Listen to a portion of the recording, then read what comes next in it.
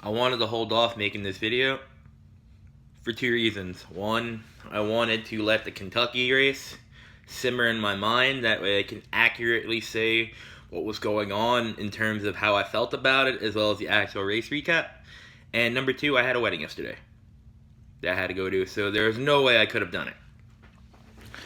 So, NASCAR. When are you going to get rid of Kentucky? When?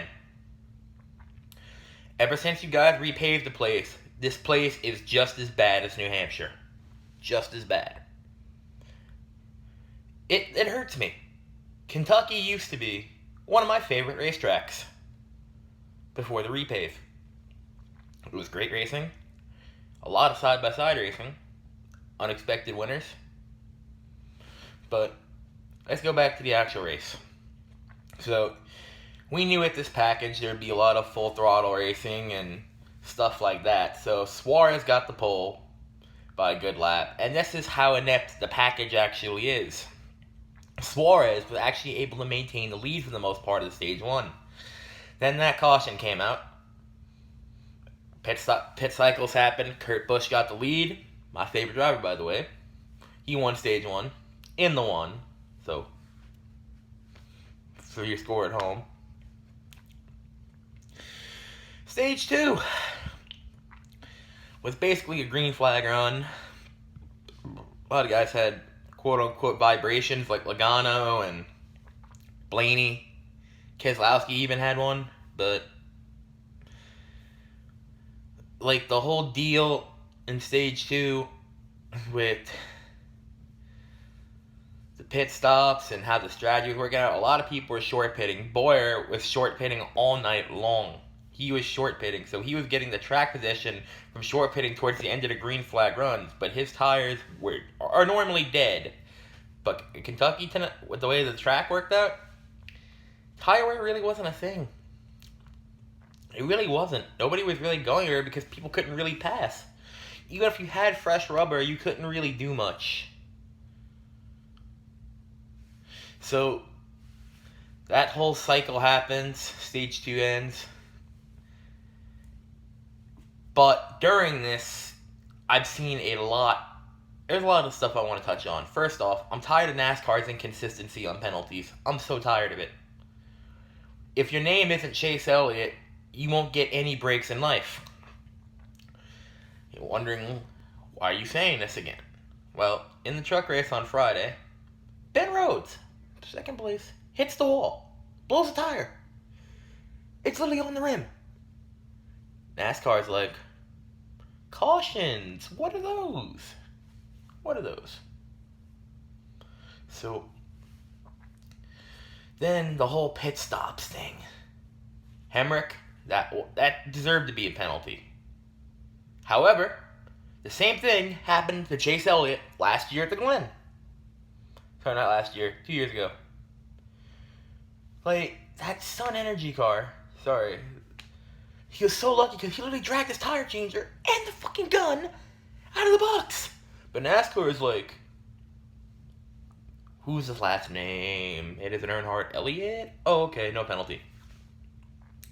Denny Hamlin's pit stop irked me the most. Hamlin did the same exact thing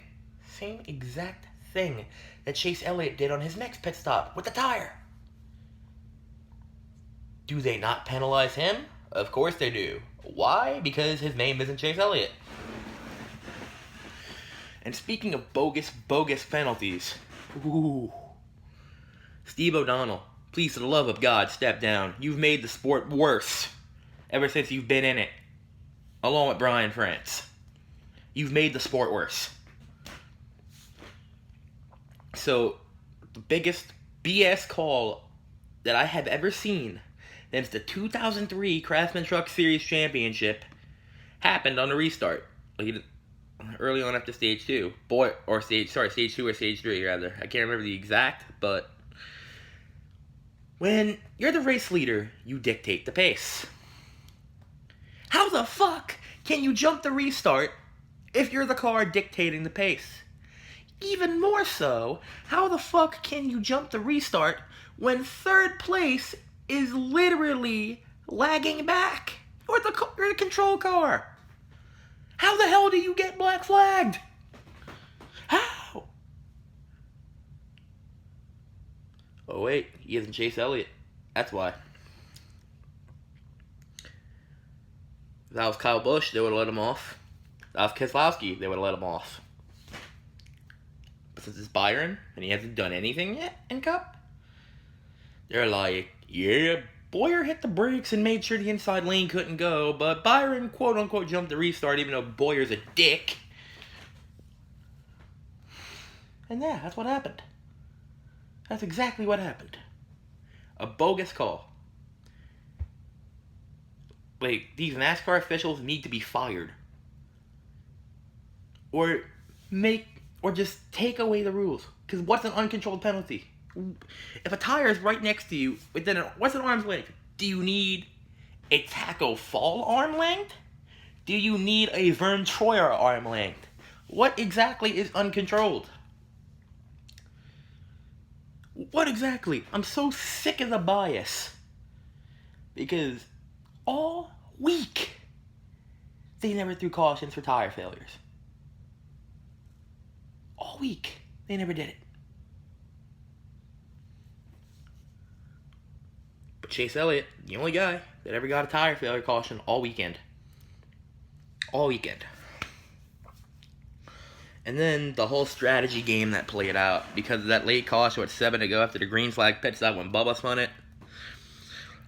I didn't think Kurt could do it. I honestly didn't think it. But then I realized one thing during the caution. He's got 4 fresh tires. Those other guys took 2 or gas only. So Kurt and Kyle, they're battling like side by side. And Kurt's up there at the top trying to side draft Kyle. Kyle's trying to side draft Kurt. Will minimize the risk of them losing. And it was a great finish. Great finish. Kurt barely got Kyle coming out of the corner. And he won the race. And I'm happy Kurt Busch won the race. But I would give this race, even with the finish, a 2 out of 10. It's the worst Kentucky race I've ever seen, counting the finish.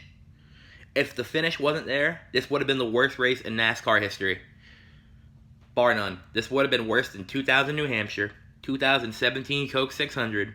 It would have been worse than those 2 races. My God, get rid of Kentucky for the Cup Series. It's only good in the Truck Series. That's it. Oh, man. Get rid of Kentucky. Get rid of Cindric. 2020. This is Hughes Moves Gaming.